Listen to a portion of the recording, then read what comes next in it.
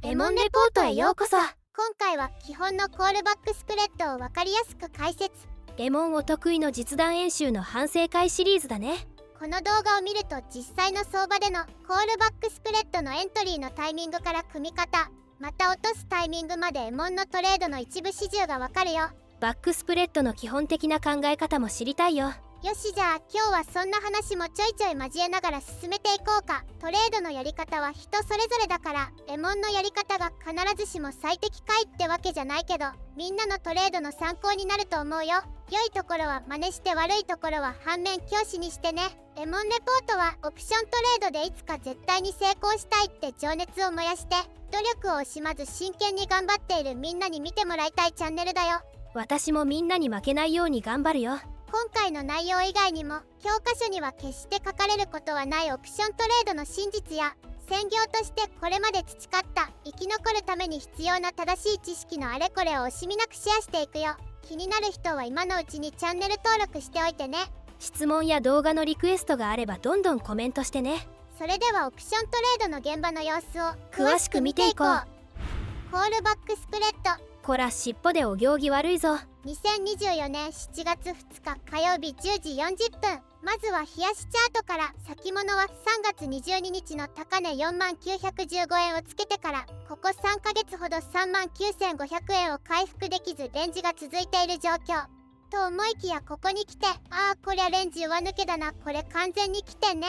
一気に4万円台に乗せてきたね。スマイルカーブも上げの全盛りの様相。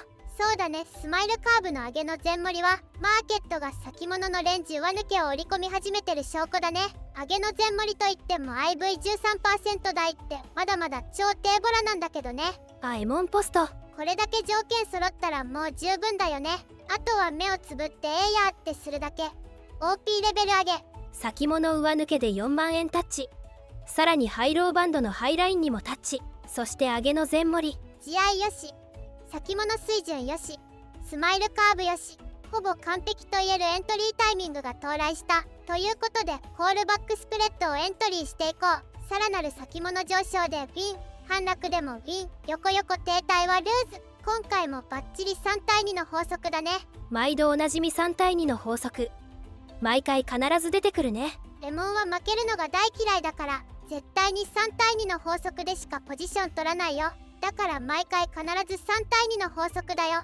ポストでも言った通り条件が揃ったら、ここは自信を持っていってしまおう。コールバックスプレッドだから、縦玉は ATM から OTM のコール売りと OTM コール複数買いのポジションだね。コール3万9000が 414.17 円でマイナス 0.6 枚。コール4万2000が 12.5 円でプラス10枚だね。縦玉はミニオプションを使っているけど、スマイルキャッチャーの仕様でラージオプションの単位で説明していくよ。売り玉と買い玉はそれぞれ中途半端な枚数に見えるけど、どうしてこうなったの？デルタ合わせだよ。デルタニュートラルになるよう枚数を調整したからだね。ペイオフダイアグラムの原値線が谷底で水平になってるでしょ。マイナス 0.6 枚対プラス10枚のバックスプレッドだから、縦玉枚数の比率は 16.66 倍。ずいぶん高い比率だね。教科書だとせいぜい2倍か3倍なんだけど。教科書的なバックスプレッドだとあまり利益は取れないし、わざわざバック組む意味はないかな。であればずっと単純なコール裸買いとかでいいのではと思うよ。そうなんだ。オプション取引の実践では売り玉と買い玉の権利行使価格はずっと離して縦玉枚数の比率を上げて組むから、わざわざコールバックスプレッドを組む意味があるんだよ。それに売り玉の権利行使価格は ATM もしくはちょい ITM、買い玉は FOTM のクズオプションだ。このポジションもちょい ITM した権利行使価格を売って FOTM のクズオプションを買ってるね。これにはスキューというものが関係してるんだけど、それはまた後で説明するわ。なんか生意気な猫だな。レベル192の動画の各スプレッドのエントリータイミングで話した通り、コールバックスプレッドを組み始めるタイミングはプロテクティブコール、リバースコールカレンダースプレッド、ロングストラングルと同じだよ。詳しくはレベル192の動画を見てね。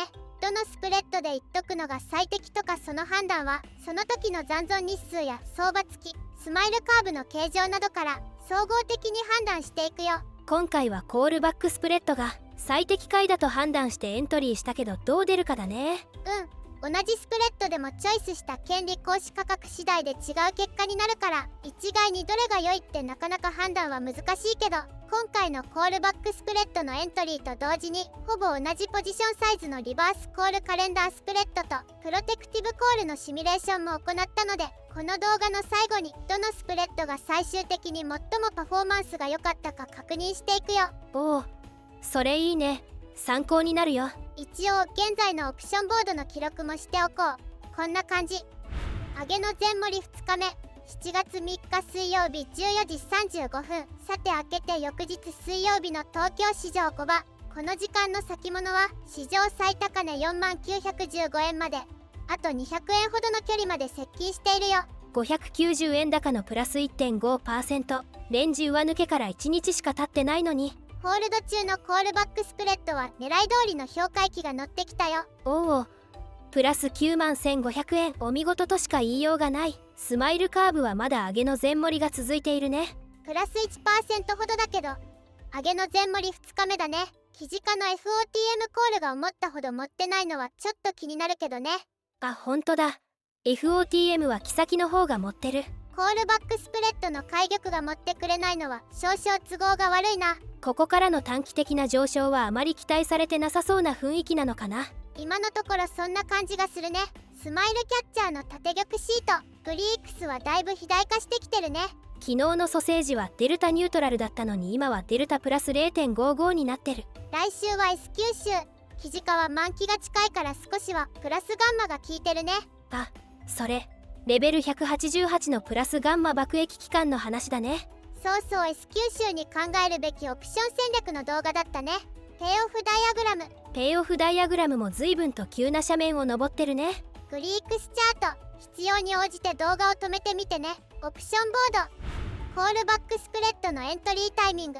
さて改めて昨日のコールバックスプレッドのエントリータイミングだけど、完璧なスマイルカーブの方はこれだよ。エントリー時のスマイルカーブはこれだから、今回のは完璧な方とは言えないのかな。雅鋭いな。残念ながらその通りだよ。でも 100% パーフェキなチャンスってあまりないから、その時々で条件が欠けててもいけると思ったらバランス取りながらやってね。このようにプットから ATM が盛り FOTM コールがハゲた右下がりのシーソー型のスマイルカーブとなっていれば、コールバックスプレッドのエントリーを考えてもいいよ。ただし早めに組むと評価損で苦しむことになるので、なるべく引きつけてね。さっきバックスプレッドは ATM を売って話した FOTM を買うと言ったね。縦玉後に売った ATM がハゲて買った FOTM コールが持ってくれば、コールバックスプレッドの目的は見事に達成。収穫となるよ。もちろんベガロングのスプレッドなので ATM がハゲずともさらに上げの全盛りすることでもウィンになるよ。このようにコールバックスプレッドは上げの P 盛り C ハゲから下げの P ハゲ C 盛りへのスキューの変化を狙っていくものなんだよ。ちょっと待ってエモン。下げの P ハゲ C 盛りって先物が下落してプットがハゲてコールが盛るスマイルカーブの変化のパターンのことでしょ。先物が下落したらコールバックスプレッドは利益が出ないんじゃないの？ああ、そうだよね。やっぱそう思うよね。この後にちゃんと説明するわ。おいそこの猫。上げの全盛り3日目、7月4日木曜日14時10分。翌日の木曜日の5場。この時間の先物はついに史上最高値をプチ更新。2日前のレンジ上抜けから2日間ここまで売り圧力をこなし、頑張って上げてはきたが、一旦はここまでのように感じる。テクニカル的にも史上高値に並んで一旦節目なのかな。そして今日は7月4日で米国は休場。ナイトセッションは無風横横となるだろう。ホールド中のコールバックスプレッドにとって高が一場であっても無風横横で相場が停滞するのは非常に都合が悪い。来週の S 九州を控えてディケイがきつい時期だ。評価益プラス155,500円だ。セータマイナス 111.60 になってるけど日給マイナス111,600円。これマジで。おいやめろ、セータは無視でいい。こんな感じでグリークスもいよいよ巨大化してきた。ペイオフダイアグラムはまだまだ急斜面の途中だけど、こういうのは一気に駆け上ってくれないとダメなんだよ。ロングスプレッドは途中で止まるとすぐにしぼむ。瞬発力はあるが持久力はからきしだ。ということで今晩は米球場新高値にタッチで41,000円手前。そして上げの全盛り3日目で全盛り相場の賞味期限間、無風横横で削られる前、ザラバクローズまでに全返済しておこう。グリークスチャート、オプションボード。バックスプレッドは先物が逆行した方が都合が良い。さて、さっきみやびが先物が下落したら、コールバックスプレッドは儲からないじゃんとか騒ぎ散らしてやがったな。こら言葉、気をつけなさい。コールバックスプレッドソセージのこのペイオフダイアグラムをよく見てみろ。下落でもちゃんと利益が出てる。さっきさらなる先物上昇でウィン、反落でもウィン、でも横横停滞はルーズって言ったね。このようにコールバックスプレッドはむしろ先物が大きく反落してくれた方が取りやすいんだよ。今回のように上昇パターンはグリークスが巨大化してしぼむのも早いからね。そうなんだよ。上昇パターンの利益はそれなりに大きいが、いかんせん取り回しが難しく神経を使う。評価損益がくるくる変わるから M1 は今回も口内炎が痛いよ。